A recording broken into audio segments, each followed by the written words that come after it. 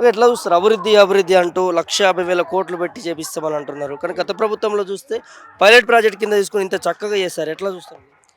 అయితే బీఆర్ఎస్ హయాంలో హైదరాబాద్ అభివృద్ధే గాని, జీహెచ్ఎంసీ పరిధిలో ఉన్నటువంటి అన్ని రకాల అభివృద్ధి ఎలా జరిగింది, ఈ 2 ఏండ్ల రేవంత్ పాలనలో ఎలా జరుగుతుందనేది ప్రజలే గ్రహించినరు.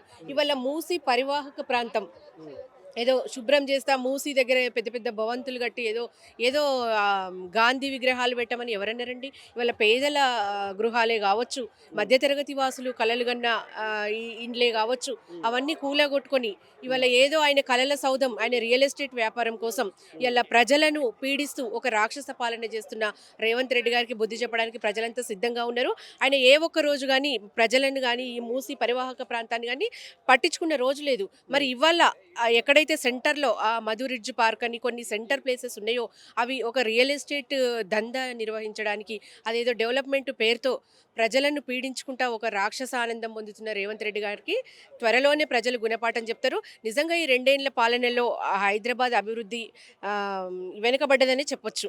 10 ఏండ్ల పాలనలో ఐటీ రంగమే కావచ్చు, వివిధ రకాల రియల్ ఎస్టేటే కావచ్చు, అన్ని రకాల అభివృద్ధి రంగాలు ఎంత ముందుగా ఉండండి. ఇప్పుడు 2 ఏండ్ల పాలనలో 10 ఏండ్ల ధ్వంసం జరిగిందని చెప్తున్నా నేను. ఎందుకంటే రియల్ ఎస్టేట్ కూలిపోయింది. నిజంగా దాని మీదే అన్నీ కూడా ఆధారపడి ఉంటాయి. అన్ని రకాలుగా ఇవాళ స్తంభించింది పాలన అని చెప్పడానికి ఇదొక నిదర్శనం.